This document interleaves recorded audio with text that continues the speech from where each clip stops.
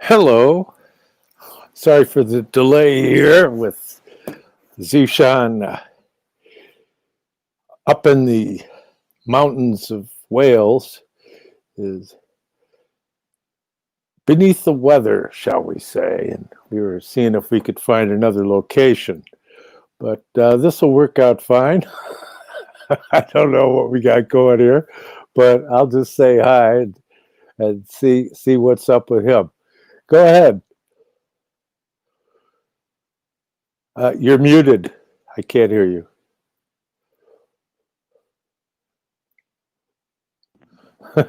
Okay, so hi everyone from West Wales. Yeah, we've been waiting for. Thanks, John. Thanks for having me on. So we're in West Wales. The clocks have gone back, so it's dark here, as you can see. And yes, and we're still waiting for the fibre, which is a good thing. So we have to come right to the top of the mountain where there's a mast right out there in the distance so that we can do these fireside chats with me and John. So great to be here. Yeah. Well, there's so many events going on today that it's a blur. And so it's helpful at times to try and touch the earth. And that's one of the reasons I enjoy having conversations with Zeeshan, because he's dedicated to the earth. He gets his hands into that soil and works it through his fingers. He's literally trying to be a human being, which is a unique challenge today, and especially in this world situation. If we look, and I've been contemplating what we could talk about, but first I want to let Zeeshan let us know what he's contemplating at this time, and then we can see if that segues nicely. Go ahead. Okay, so I'm in a concrete tub. So where there's a will, there's a way. So I'm father. If you're the first time watching this one, Return to Nature, I'm father of 4 children. Been raising them all organically, without the vaccinations, just wanting choice as parents. We've come up against fierce medical technocracy, wanting change when we came up against an adversity which has made us learn not to make decisions based on fear. And for the last 20 years or so, we've been unlearning, relearning, and learning again how to be better parents. And so we passed down the things that were given to us, but both me and the mother of my 4 children, Catherine, we've wondered why we lost great people around us when we were young. And just yesterday I was looking for a sofa, and someone was selling an old sofa in Wales, and I looked at the 3 different elements of it, and it said ICI. So you can see definitely in this period over the last... Are we okay, John? Yes. That was a gust of wind then. So in the last 100 years or so, we can definitely see here in Britain especially, and probably the same in America, how the introduction of rations was the dethroning of our food supply. But not just that, it was the loss of the knowledge, the stories, the father to son, the horses, the dogs, and that knowledge of, there's what is the oak tree and how am I to use it? And then in this Advent, we had this introduction of things like margarine, which I don't know about you, but it's really isn't the best. And the more that we learn from people like Sally Fallon, who have kind of, they've in America, I think they've been known for creating a popularism around bone broths and things like that. But really, if I step back from age 0 to 10 with my Afghan Pashtun grandmother that spoke no English, I was the only Muslim in a Christian school, and I'd go and see her on the weekends, and she'd just do the things that a grandmother would do, much like your grandmothers. And she'd make the broth, and I always remember like nose to tail eating, you know, before the whole bone broth movement and all that kind of stuff. And years later, you kind of learn that actually it was by design. And I think we've all come from something, you know. And if I then think about those moments with my granny from 0 to 10, where she was giving me things like okra and bone broth and good broth and herbs like coriander, and there was fennel in every rice dish and fennel in every sweet dish and clove and cardamom and cinnamon. These were her signatures, and they were in everything. My uncle would be chewing cardamom. He was strong. He had many children. So we've come from greatness. But then if I set that aside, you know, and every day I think about my granny, but then if I think about how I was as a child before media and internet and TV and all that stuff, that inspiration of like the mystery, how we've got here, the Atlantis, all those great things have really, really burned bright in my heart and soul. And now as a dad, 45 years later, I still feel like that child within, and wanting my kids to kind of be a part of that as well. So right now I'm inspired by what John's sending to me, and vice versa. I think it's an equal exchange. We're down on the mountain, and our focus right now is seeds, trees, ducks, bees, and medicinal mushrooms. And all the while then just thinking, how can we take back the food supply? Because that's how we're voting. We're voting with our pound, our dollar, and we're doing the very best that we can as parents to address the importance of good fats, good fresh fruits, vegetables, and being authentic. You know, they talk to us about Green New Deals and the Great Reset and resilience and all these sorts of things. But when we think about it, we're all in our own way doing that anyway. So hopefully we'll all be left behind, and we can focus on the authentic Great Reset.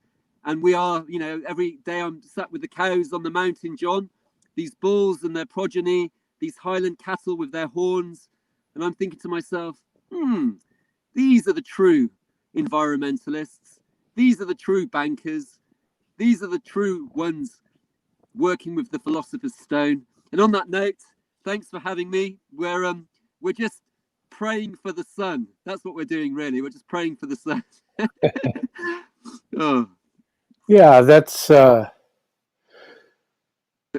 very moving question on there, because ultimately, like, and it's interesting how it dovetails what I'm contemplating this morning, because I've been thinking a lot about the Council of Constantinople in 869 AD. Now, as you know, I've written 2 books that Zeeshan has. One is The Arcana of the Grail Angel, The Spiritual Science of the Holy Blood and of the Holy Grail, a study developed out of the work of Rudolf Steiner of the underground streams of esoteric Christianity which flowed from the Brotherhood of the Holy Grail, the Order of the Knights Templar, and the True Rosicrucian Order. And then the sequel to that is The Arcana of Light on the Path, which is more of a meditative tool. And in these, as I've shown before, I have numerous cosmological diagrams that give the astronomical and the mathematical canon and so forth to the storyboard of Earth evolution as presented by Rudolf Steiner. And when you work with these periods, you could also work with the particular cycles that occur and the number relations. When you get into the number cycling, that's more of a Babylonian representation, whereas the kind of sightline geographical Egyptian approach, where you see that the temple structures are laid out, and the emphasis is on that. Not that each isn't present in the other, but there's an emphasis. And if you go to the Babylonian tablets of cuneiform, you'll see how they use this mathematical thinking in reference to cosmological periodicities and the relationship of the human form as being an expression of this cosmic being. And so their system of measurement is based upon the human form and also on peculiar approaches that are not what the average person would come up with, shall we say. Of course, that astronomical aspect of the Mesopotamian thought ended up becoming evolved into the Egyptian cosmology in a more developed way during the period of Queen Hatshepsut, who actually had herself made a pharaoh. She was like the first female pharaoh.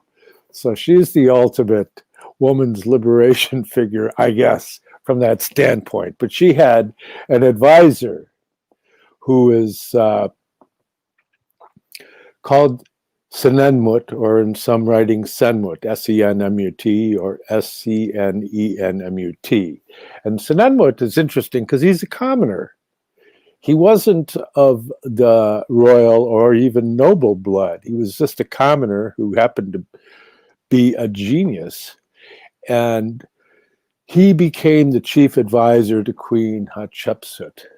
And this great initiate, his funerary ceiling in his tomb is the first version of the 12-fold Babylonian style zodiac, which is very important because being able to come into this numerical relationship to the cosmic backdrop is extremely important, especially when you consider the legacy of Abraham. And that Abraham, and coming from that region and coming with a developed mathematical understanding. And consequently, if you approach, for example, the Hebrew Kabbalah, you'll see that it's all an arithmetical, not exclusively, but largely more arithmetical, which is a Babylonian feature, rather than being specifically emphasis on space, so that there's this sequential process involved. And so consequently in the Kabbalah, you'll see these number relationships being expressed as far as, for example, what is the relationship between two words, because the letters are numbers, and if you add them up, they come up with the same number. I'm sure most everybody has heard at least something about that type of a gematria. But and why is that significant? Well, if you look at it today and you see that, and I'm looking at reflexes of historical periods, and so in 869 AD, which is the 9th century, which is central to the Grail as represented in my books and by the mentor of one of my mentors, Walter Johannes Stein, who wrote The 9th Century World History in Light of the Holy Grail. And so it's very important to understand the reflex between this development in Egypt and then the events surrounding the 9th century. And as a counter image to the Grail events of the 9th century, at the Ecumenical Council, the Fourth Ecumenical Council of Constantinople, they made the proclamation, and I've mentioned this before, but I'm just giving you some more material, more grist for your mill, as you say. But that in 869, they made the proclamation official that a human being did not have a spirit, that it was just body and soul and could have spiritual qualities, but the idea of a human being as being body, soul, and spirit was now considered heresy. So that's in 869. And then in 1869, you see that brought to a further level of dogma through the activities of the Jesuits within the Catholic Church, and so you have the moving forward into the modernism of the Catholic Church.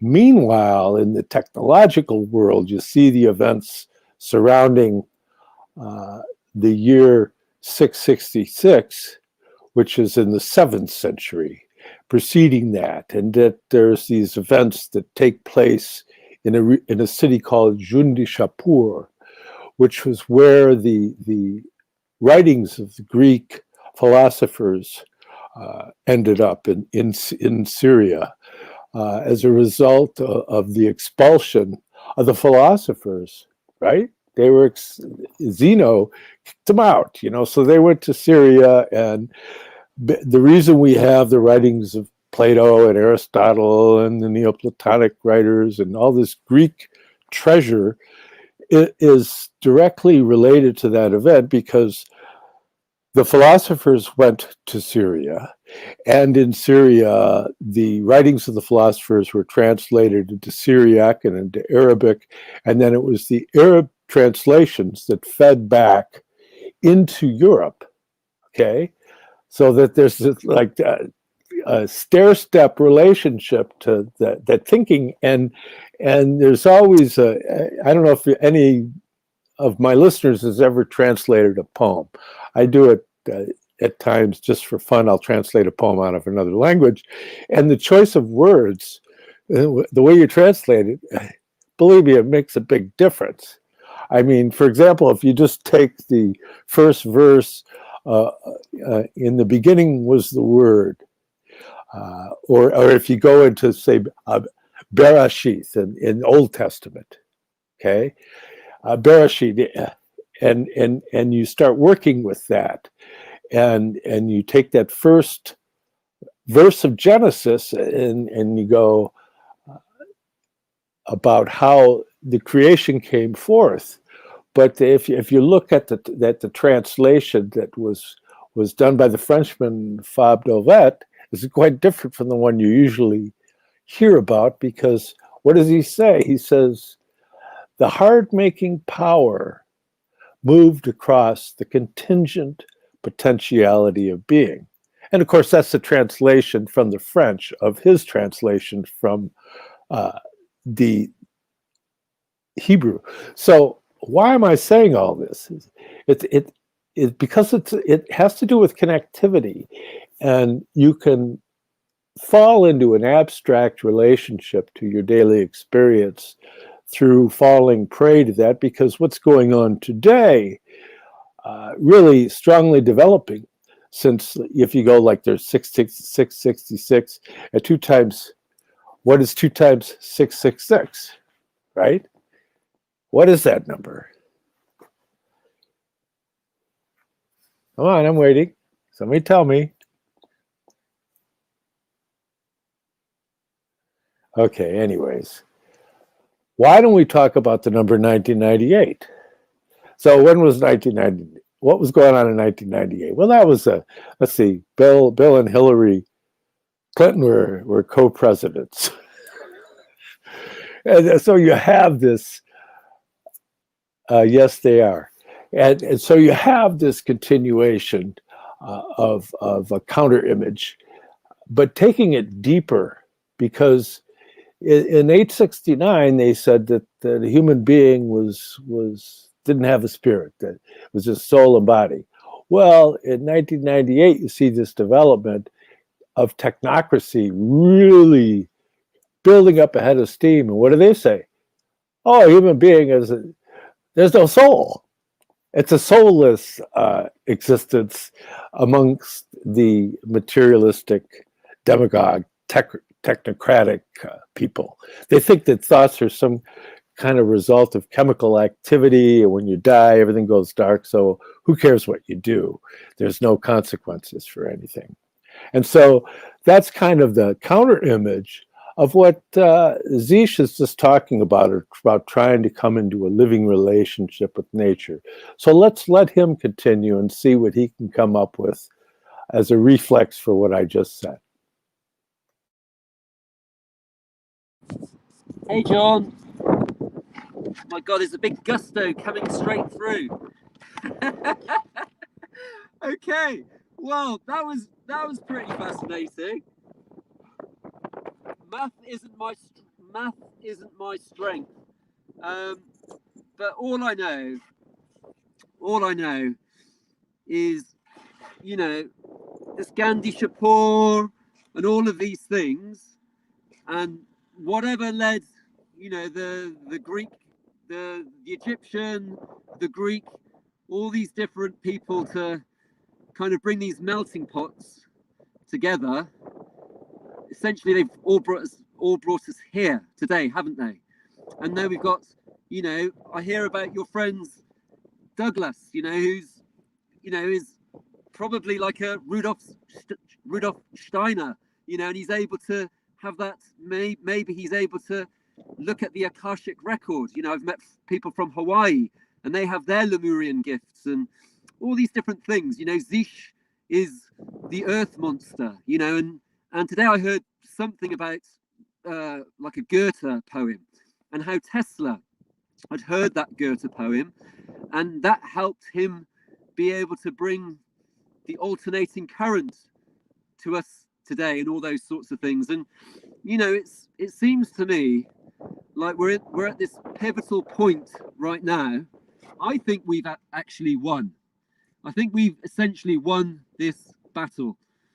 John said this thing about Kismet, and so what we are doing, we think that you get, our family believe that we get what we think about most of the time. So when we moved, and I don't put myself in any box, you know, I've never really done much bidding for prime minister, or, you know, I always said if I was going to vote, I'd vote probably for the monster raving loony party. And I found out recently through a friend that was because of he actually helped bring about the vote for the 18-year-olds, and he made the most sense. I was like, then that led me on to the music. Actually, John, you'd like it. Jet Harrison, apparently he brought the bass guitar to the mainstream and all that kind of stuff. And so this whole, you know, when I hear Cyril on here talking about music, but it was really about engineering and mathematics, and where we're to right now, I'm just thinking to myself, you know, the simplicity, like just going up there, hanging out with the cows, and just being in awe and inspiration that everything I'm needing is here around me. And whatever your philosophy is, you know, it's perennial wisdom, anthroposophia, neo-anthroposophia, you know, whatever, angels, whatever it is that's working for you, I'm kind of just thinking to myself, what makes me feel grounded? I was talking to John about this the other day. What's helping me to feel grounded? And me and my wife have been discussing like water, and how water, we're made of like 80% water. I don't know, John, if Rudolf Steiner's spoken about water. I'd be really interested actually to learn more about that. But the reason I'm sharing that is because, you know, I'm aware that there's this whole new age movement, and I hear conflicting different things. You know, maybe people, you know, you've got these like what they called like Snopes and all these people trying to debunk things and this and that and the other. But I'm at this point now where I'm thinking, isn't it amazing? You know, like when we seem to be dealing with this scientism. I'm trying to spit something out. I'm trying to work out what it is. But when we're actually just living, John often says authentic, when you're just doing what you're doing, and they're like, you know, they've got all these fact checkers and brigades, and the dismantling now, which is quite exciting, of the CIA. This whole number 57 seems to be quite important right now. And with all of us, you know, and I don't know about 666, you know, you just got, you know, all of these things, just go and ask a kid. And that's what I've learned from Douglas. Just, you know, before you can even teach, you've got to first be able to develop yourself. And, you know, and so for me, I haven't even tried to educate my children, because I'm still quite very much a disaster, but at least I know that if my wife, the mother of my 4 children, is focusing on food, she's very creative. She's very good at John. She's definitely like the mathematical one of our family. Her father was like an engineer. She draws all the mandalas and stuff, and she's got it, you know. And then as she's become a mother of 4 children, and we've experienced austerity, but we're not victims. So we've been like, well, what do we need to do? Well, one, water. So on New Year's Eve, I made that decision. I seen a friend in North Carolina. He's a vegan kind of like Taoist. And I seen him, John, on his Turtle Lake at Christmas with a scimitar smashing the ice. And I was like, right. And then I'd heard the Navy SEAL, and he was Jocko Willenick, and he was talking about ISIS. And he's like, well, you know, we could bring them back. We could do a bit of intel, but essentially, we got to send them straight back to hell where they come from. You know, that whole kind of like retarded jinns and all of that kind of stuff. So when I'm saying I think we've won, I'm genuinely thinking we've won. And I think we're reverse engineering. And so I think what we have to do now is live as authentic as we can. So, for example, I needed water, and I was grateful for the water that I had, and I was distilling water, and I was walking for about 2 years with 40 liters on my back of water. You could go out with your car with this Green New Deal. They're coming for your car anyway, but all those sorts of things. So we were like, so I was walking with my 40 liters of water, and from that, then I was grateful, but I was unsatisfied. And I knew that I needed something better. I knew before this COVID thing happened, I knew something was coming. And for 7 years, we've been looking for a home. And we'd come here to learn organic gardening. You know, organics makes total sense. Biodynamic makes total sense. And then, you know, as John was saying then, like, what is biodynamic? And that connection to the above and below and all of that. And I think once you, as Bruce Lee said it, he said, I do not fear the man that's mastered many punches one time, but I fear the man that's mastered one punch 10,000 times. So what is it that you've been mastering 10,000 times? And, you know, I heard someone yesterday saying, well, you know, it's like he was putting this post out, and it was very negative. It was about work and perseverance and this and that and the other. And I thought, well, my friend Peter would say, well, when you do what you love, you never work a day in your life. And then how do you measure success? And I think we've talked about that before. And so for us right now, it's just like, you know, we're learning, you know, if you get some value from what we're sharing, you know, I can share some tips and tricks if anyone wants to know. You know, I might be a holistic lifestyle coach and all these things, but really, I'm a father that's been doing his best, not knowing what technocracy was and not knowing how powerful the medical people were. And all we've wanted is choice. And we've made that decision, like yesterday, looking at the sofas with ICI and all that. We know that they've been warring on us. And this invisible rainbow that John's been talking about, and the 5G, and John shared with me about Elena Freeland the other day, and the geoengineering, and this nano, and all these sorts of things. We have to first address the water. We're looking at this COVID-19, and they're now putting 2 and 2 together, and they're going, well, this looks like radiation poisoning. I think I seen something yesterday, you know, like, you know, who really is the conspiracy theorist? And what do they mean when they say the tinfoil hat? And are they, like Giuliani said, do they think we're stupid? Do they think we're chumps and deplorables? Do they think we're all these things? Well, let's just show them, you know, that we're not. And the tinfoil hat, the simple things like drinking organic raspberry leaf tea. You know, not one health minister in Britain, this Fauci and this Bill Gates chuckling away when they're talking about their COVID pandemic and all these things. And I seen the first white papers, and it was serious.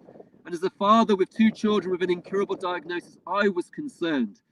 And so what I've been doing in amongst all the stories that were being told, and I find the ones that John shares quite interesting. His book, I do recommend it. It's very good because it brings that element that we've come from something great. I hear about Tartaria, Lemuria, Atlantis, the libraries of Alexandria, the wonders of the world, and this Akashic record, and all these things. And look at the work. Look at John studies Rudolf Steiner. Just look at the amount of work that somebody like him was, or clay that he was doing in that time. And we can definitely say that the water that he was drinking was very, very pure. Just look at the triptychs and stuff that we can find from back then. Look at imagine the food that they were eating. And even Rudolf Steiner was saying back then that the potato wasn't the potato that he remembered. So just ask yourself today, who's growing my potato and why should I care?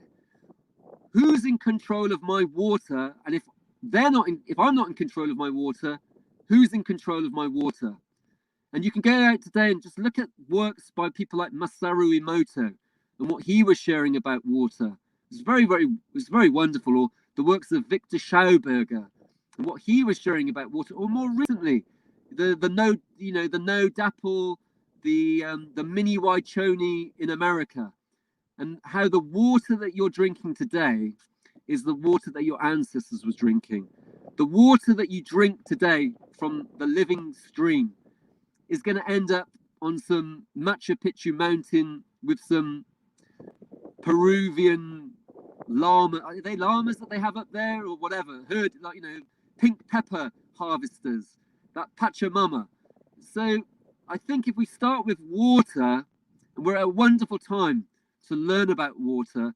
And I think in amongst all this chaos, I genuinely think we're winning because they're showing their Achilles heel. Look how they're behaving on social media with all this censorship and everything. Look at what they're doing now, trying to, they haven't allowed you folks in America to enjoy your elections and stuff. And it's all coming to the surface. So I'm just focusing on building soil fertility, learning how to grow broad beans, learning how to grow a potato, the secret life of the potato, the secret life of the beetroot. What is it? And then passing that on to our kids, and our kids are all helping us as well. But anyway, that's my take on it, John. The magic in the mystery. And living it, isn't it? Living it to the fullest, doing the best that you can. And support those, I'll share this, support those that are doing what you want to do. So for example, if you want to have, for example, I want to have my own butter. Saturated fat right now is like the earthing, the grounding. So if you're a vegan, make sure you've got a good supply of coconut fat, good extra virgin olive oil. If you're somebody that loves the jolly farmer, then belly up with the farmer that's doing the raw and pasteurized dairy. Support your local co-ops and Quaker people and Amish, and find out about the food. I heard someone say the food is like the subtle energy of mood. So that's my strength, is food, the simplicity of food, but then looking at all the other aspects as well. But I think water's in everything, isn't it, John? It's in your broth, it's in your tea, it's in your coffee, it's in your nuts, milks, it's in your bath, it's in everything. And if we're made of 70+% of water, we don't really know what, we've got all these Fauci's and all of that telling us what everything is. But essentially what John was saying then about, the books and the stories, well, we're still trying to decipher all of that, really, aren't we? And then we don't even really know. It's all open. If you were to sit there today with Plato or Socrates or Rudolf Steiner, would he be the same as what he was then, or Anne Wigmore? They wouldn't, would they? They'd be evolved to this point now. What would they be doing? They'd probably be fascinated. So I don't know. That's what I wonder anyway. It's all good. Oh, yeah, it's all good. Anyway, thanks, John. Was that all right, brothers? Yeah, you're great. You're, like I said, authentic. And Brother Zeesh. And basically, if you try and live in the presence of the Lord, like Eric Clapton said in his song, right? I've finally found a way to live in the presence of the Lord. And what does that mean? It's like having a sacred relationship to the world, and striving for that, striving for a sacred relationship to other people. Because if you look, and what is the Grail? Well, in most simple expression, the Grail is a cup or a bowl, some form object that's meant to hold nourishment. If you sorry, I thought I mute had, your sorry. thing, we won't get all that wind flutter. Yeah, yeah. And so the Grail is about nourishment. And the ultimate foundation of nourishment is water, as you say. And Rudolf Steiner shares quite a bit regarding water. And you mentioned Victor Schauberger. He's one person who's in the mix as far as being able to look at water more closely. Victor Schauberger was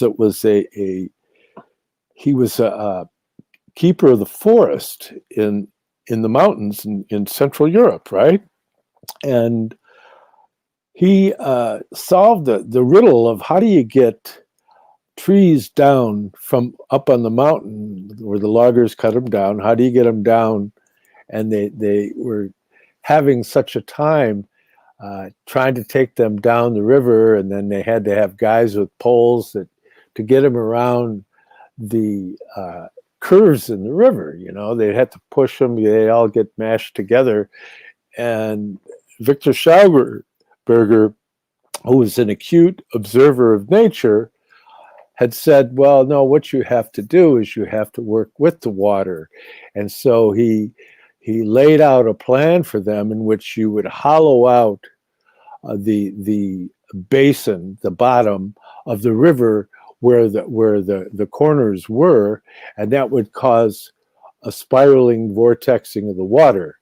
And what would happen is when the trees would get to the corner, they would stand up and then fall around the corner. So it was such a huge advance in the logging industry at that time in Austria. And to actually be able to send the logs down the river, and they get to the bend of the river and they stand upright because of the vortex that's produced by the digging out, and then they fall over and go on their way. And so you see, if you work with nature, it provides you with tremendous power, just as truth is an empowerment. Because if there's an old yogic saying, if you always speak the truth, then what you say will become true. And so, and you see the equivalent in the political realm, it's like the more you lie, the more money you make. It kind of seems to be the way it goes.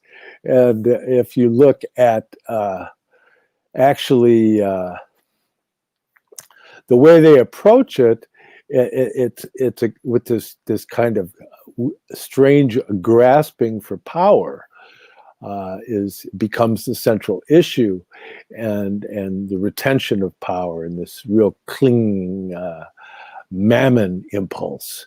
And in trying to break free of that is the ultimate goal. I'm trying to dig up something here that was, I thought, interesting.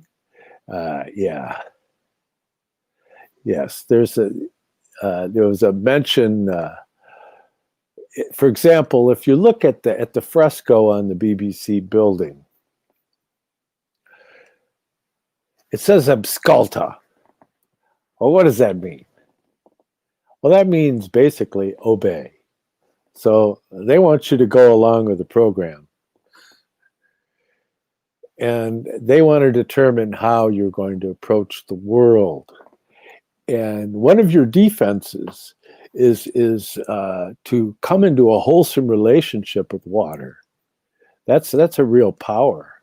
But you have to respect it. I years ago lived on a lake with a balcony overlooking Pine Lake here in Michigan, and it was really nice. And I lived there for several years, and I would go out and do my morning orations I'd go in the water so I could include gestures, but I was up to my neck in water, and I could do my invocation of higher things. So let's say it at that. And after I'd been doing that for a while, because I did it every day, a school of fish would come and swim in a rapid circle around me.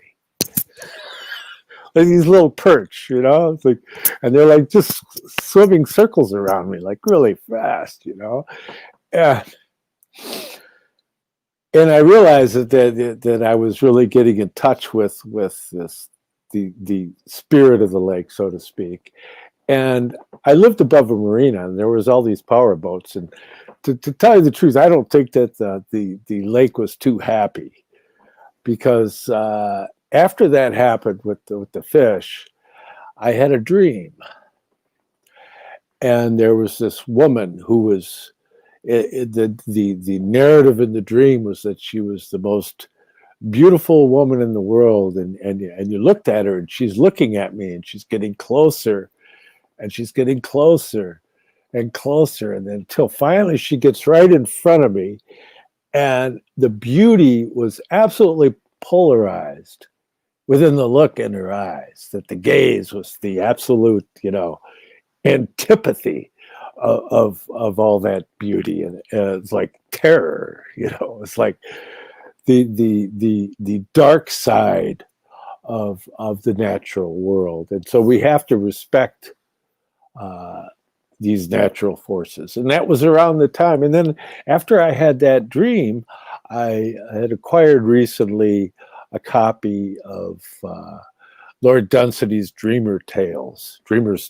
And Lord Dunsany is like a distant relation to my family in Ireland, my father's family. But anyways, he was the first fantasy writer, and he wrote this story, Carcassonne, and I've mentioned it before on other podcasts, but it talks about this witch, right? And some men dream there was a witch there walking alone through the cold courts and corridors of Marmorian palaces, fearfully beautiful still for all her fourscore centuries, singing the second oldest song, which was taught her by the sea, shedding tears for loneliness from eyes that would madden armies. Yet she would not call her dragons home. Carcassonne is terribly guarded. So that's an abbreviated quotation of that. So you see that the weird synchronicity of the whole event in my mind. I mean, it was quite dramatic to me. And when I opened the book, by the way, it opened right to the page, and it said, "Some men dream that smelled firewood burning there." And on the word firewood, and book was maybe, you know, 70 years old or something, and there was a slight charring of the word firewood because somebody was smoking a pipe or a cigarette or whatever, and their ash fell on the book and burned the word firewood.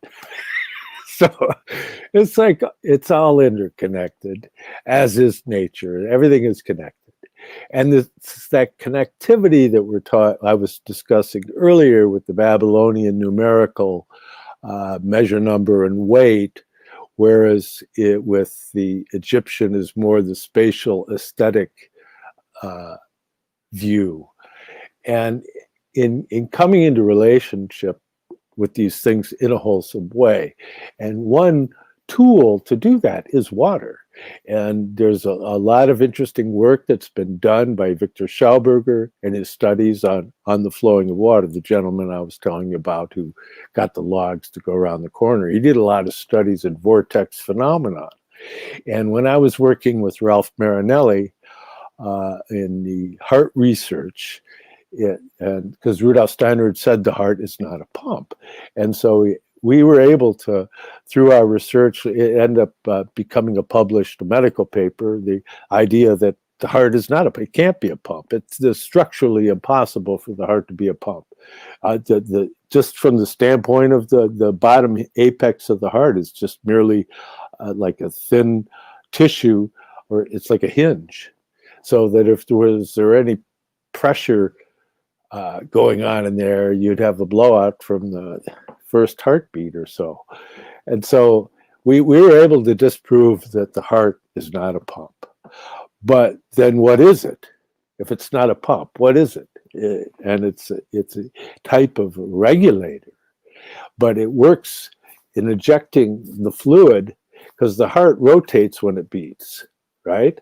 And we were able to notice that in using the technology that was just becoming available at the time, and seeing the rotational movement in Doppler, and then in seeing some film footage that became available from Scotland, where they showed the vertical movement of the blood through the vesicles.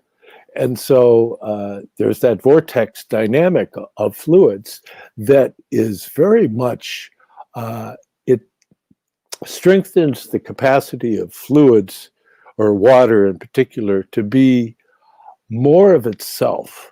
It consolidates into its true being, because water doesn't want to flow in a straight line. When you run water through a bunch of pipes, it's going through straight lines, and it's not as easy for it to get into the kind of flow that it likes. And there's things, units you can get that are curvilinear devices that to try and help remedy this situation. Now, why is that important? Well, if you get into the researches that have been done in the fluid forms in nature of what's called easy water, with there's a Dr. Gerald Pollack, who's really the leading expert on water in the world at this time, and he talked about, everybody knows that the water could be like a gas, right? It could be like a vapor, and then it's a liquid, and then it becomes a solid when it becomes ice. But Dr. Pollack, he said, when he was at University of Berkeley at the time, I guess he's up in with Washington at this time, but he talked about the fourth state of water, and he called it easy water, and meaning easy exclusion zone. And so if you look at water, when it gets near another surface, that all the particulates that are in the water are excluded. So like if there's any kind of granulated anything in water, if you look closely at it, like put water in a glass, put a bunch of granules or whatever in there, and look down, and you'll see that the area next to the edge, that there's what he called the EZ, the fourth state of water, which is it moves towards like being a gel almost, but it causes particulates to be excluded. Okay, now that's a big concept. You can go look up the fourth state of water online, and you can research it. It's very interesting. But that being said, when you create a vortex, you're creating regions of activity by the variance in the velocities, creating exclusion zones between velocities. That's, I don't know that I've even mentioned that, and I know nobody else has. But so there's something new for you. I mean, I've thought about it, but I don't believe I've ever talked about it. Although I might have talked about it with Ralph. But that was before Dr. Pollack's work. So you see, these are things we're learning. And the more you can come into this kind of living observation, to where you're leaving the door open so new things can come in, right? Or like Leonard Cohen, he says it's the cracks is where the lights get in, so it's like it's beneficial to live in the world of riddles, and to not assume that you have the answer, but that you're just getting more information.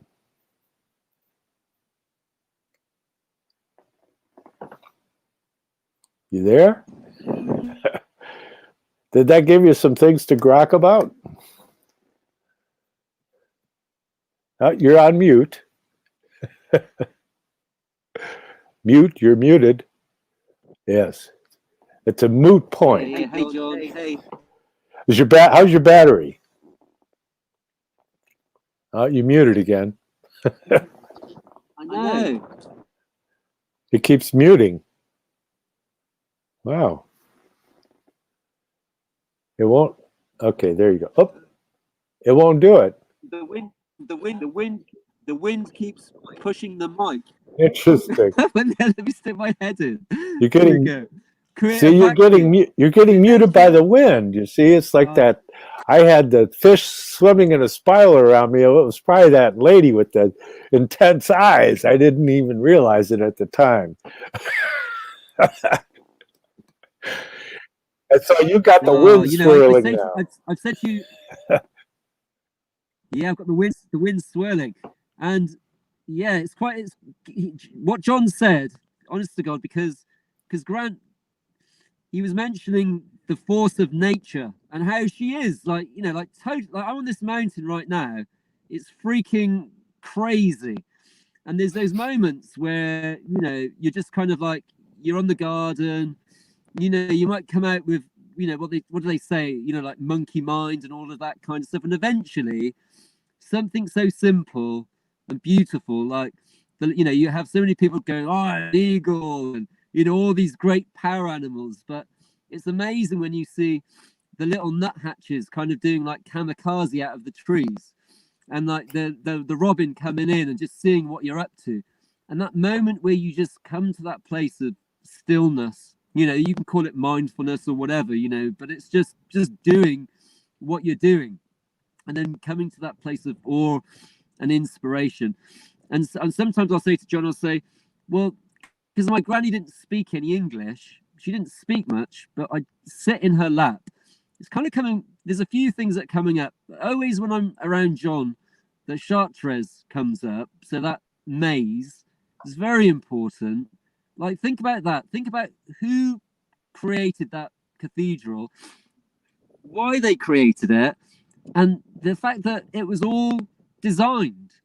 It was designed, like the people that did the stone, where it was positioned, why it was positioned there, all those elements. And just imagine the water coming into that shape and design that we see with that Chartres.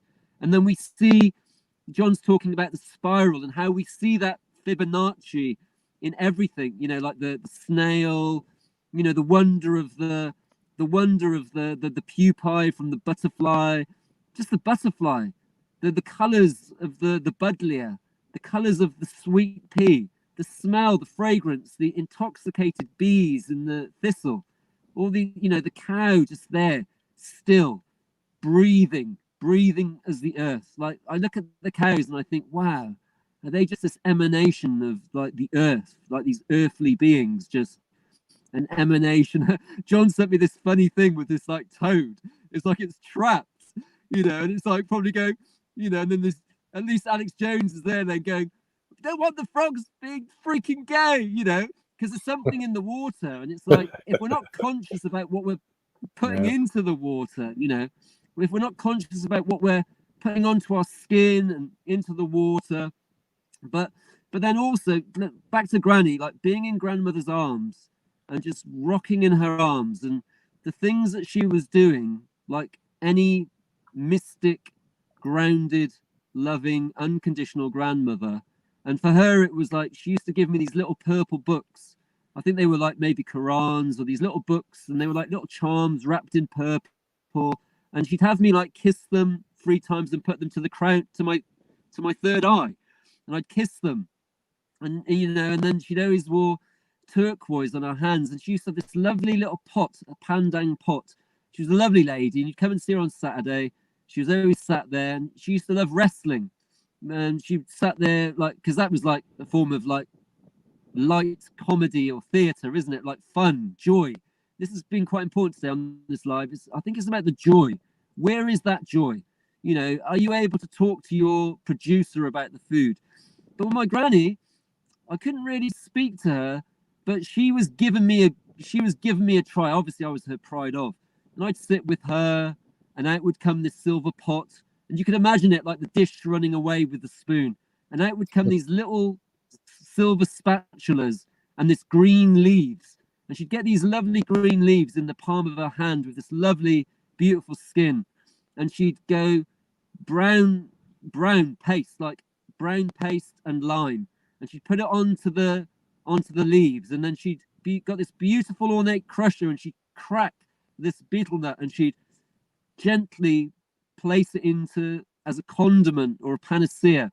Then she'd do rose honey, fennel, and all these other little things. And and silver leaf was always in things, and we'd sit there and just chew. And we just chew, and it was like you just sail away with the moon in your grandmother's inspiration.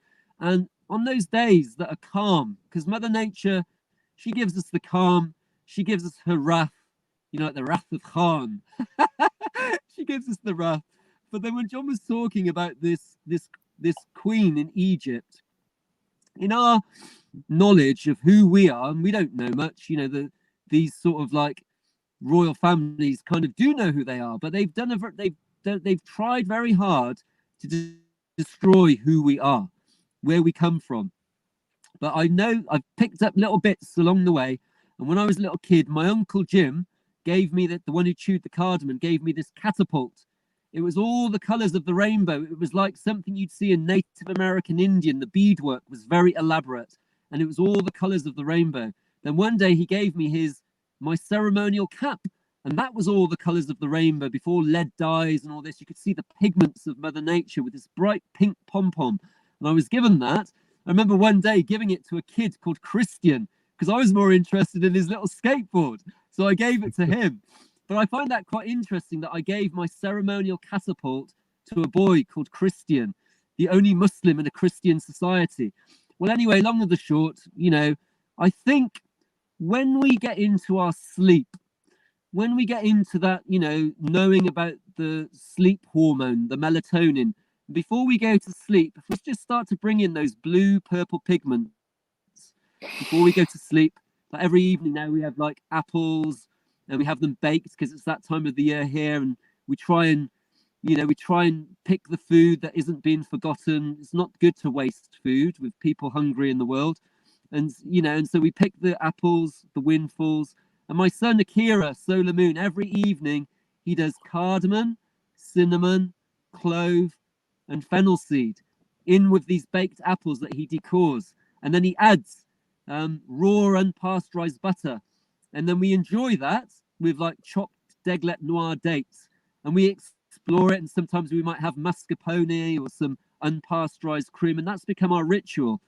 And every evening we're asking ourselves, how can we sleep better? If you're a woman or a lady and you're trying to sleep, investigate organic sources of good frankincense, good sourced frankincense. Explore working with diffusers before you go to bed. I sell them. If you're in America or Europe, I sell diffusers, so I can drop ship them to you. John, being a Christian and stuff, I've been fortunate then to learn about things like the spikenard, very important oil, very good for resting at night, very good if you're doing the work where you're becoming more in your body, you're starting to let go. I think that's important, knowing that we've often come here with a load of baggage, and if we can let some of that stuff go, and I think if you can start just focusing on the water, because we don't really know what it is. John was just saying we don't even know what the heart is. Through his investigations, they've come up with the heart is not a pump. And then we've got what is the immune system? Well, I think we can all agree that the immune system is something that wants to protect us. So if we nourish ourselves, and if we look at this COVID-19, it looks like what it's doing is if you're a weak body and you're ungrounded and you're not nourished, then let's start to think about feasting ourselves.